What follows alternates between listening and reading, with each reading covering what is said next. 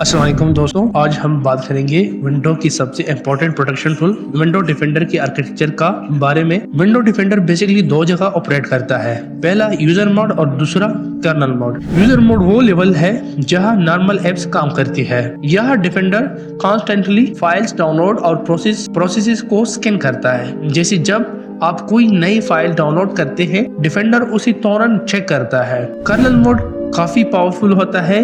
ये विंडो के अंदर सबसे डीप लेवल पे मॉनिटरिंग करता है, जैसे सिस्टम फाइल, ड्राइवर्स या मेमोरी इंजेक्शन।